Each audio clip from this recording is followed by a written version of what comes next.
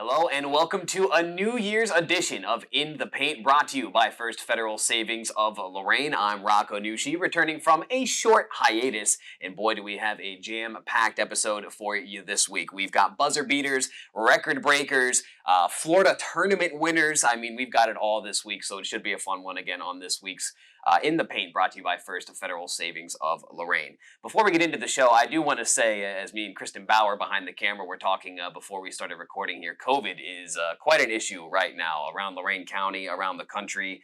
So make sure you stay tuned to WEOL, the Chronicle, Telegram, your local team's Twitter and social media accounts to keep up with all the cancellations and changes from around the area. So let's jump into things here and start with who's hot. We will start on the boys' side first, and a game that both myself and Kristen Bauer had the pleasure to take in, the Elyria Pioneers and the Lorain Titans on the 30th of December last month. Whew, what a basketball game that was. I'm still tired just from watching that thing, but Isaiah Johnson ends up winning that one for Elyria. He gets a buzzer-beating three-point shot to go. Again, at the horn, they stun the Titans, do the Elyria Pioneers, and just what a win for Coach Brett Larrick's team. I'll tell you what, Lorain, though, did a great job handling Ryan Walsh defensively. He's Lorain County's leading scorer right now, transferred over from Keystone. You're probably very familiar with that name at this point. Feels like I mention him every single week. So I credit the Titans for doing a good job on him, but give the Pioneers credit. They find a way to get things done at the end of that one, and they get the rivalry win over Lorain.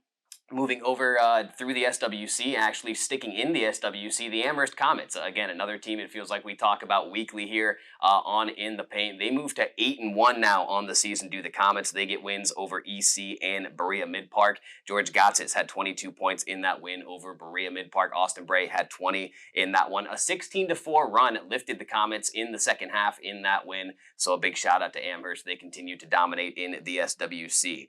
So let's move down to the SWC and head on over to Grafton, where we'll check in with the Midview Middies, who have won 4 straight contests right now. They put up 100 points in a early December win over Northwestern. So I give Coach Brabenik and friends over there at Midview a ton of credit right now, playing some great basketball. You look at a guy like Aiden Gregory, a senior forward, averaging over 20 points per contest for the Middies, 8 rebounds per game. And then you get contributions elsewhere as well. Guys like Ryan Runzer and Michael Hazard, both double-figure scoring averages this year for the Middies. So Midview, along with Amherst, a team to look out for in the SWC. Of course, Amherst, the champions last year, they know they got a target on their back this year, and Midview seems poised to maybe try and take that throne if they can this season.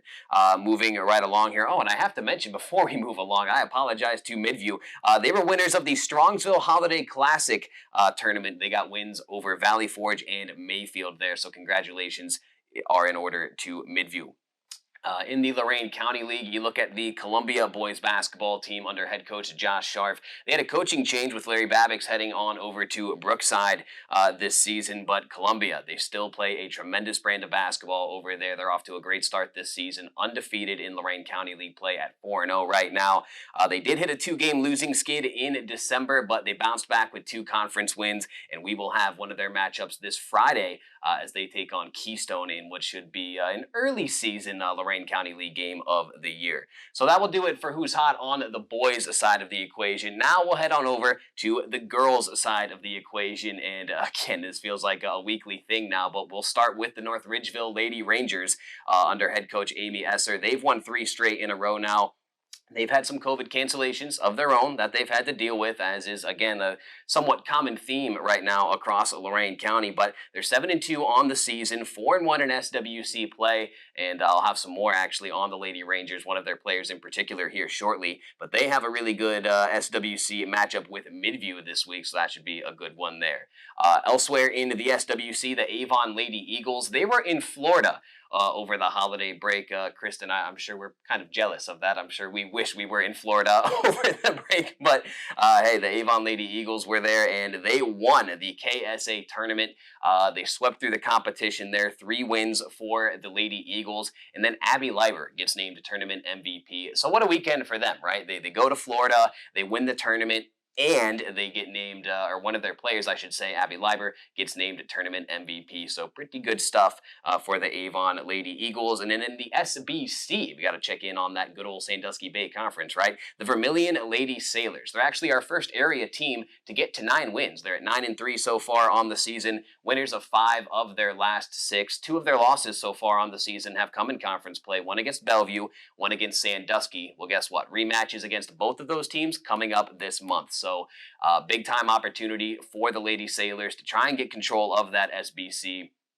Maybe bring home that SBC title this season. So there's who's hot from around Lorain County on the boys and the girls side. Let's go through a couple more tip-ins here before we get to what's coming up this week on WEOL in terms of games you can hear on the radio. So how about the Black River Pirates? Again, not necessarily known for their basketball, but they beat Struthers 54-53 at Rocket Mortgage Fieldhouse last week. Johnny Cray had a game-winning basket with about 2 seconds left on the clock. And Black River, that was their 3rd win of the season. Well, they had 3 all of last season. So already in December, now we're in January, but they got that win in December, tying last season's win total. That's pretty good. So things looking up for Black River basketball, to say the least. Senior Jack Kennealy over at Elyria Catholic playing some outstanding basketball right now as well.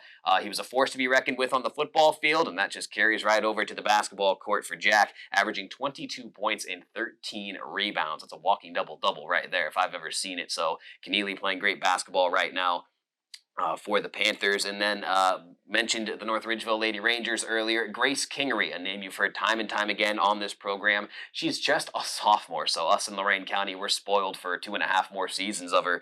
She's playing outstanding right now. She set a school record with 7 3-point shots made in a win over Elyria, so congratulations to Grace for breaking that school record. She's averaging 20 points and 8 rebounds per game right now for the Lady Rangers, so just outstanding performances from a number of individuals in Lorain County right now. So what's coming up this week on WEOL? What are a couple of matchups to look forward to? Well, mentioned one earlier, Keystone at Columbia this Friday. Rob Polinsky will have the call for you there. Whew, that should be a good one, to say the least. Big-time Lorain County League matchup. To get the results from that one and to hear from other winning coaches this week, make sure you stay locked into WEOL Saturday for the Nick Abraham Saturday Sports Wrap-Up Show. Jared Kozar, Marissa McNeese will have you covered from 9 to 11 a.m. there. And later on Saturday, keep tuned to WEOL. We've got a girls basketball matchup and a good one, as Rocky River will travel to Elyria Catholic. Still sorting through the tip-off time for that one, so stay tuned to WEOL to see when that one will tip off. But again, Rocky River and Elyria Catholic girls game on Saturday should be a really good one there.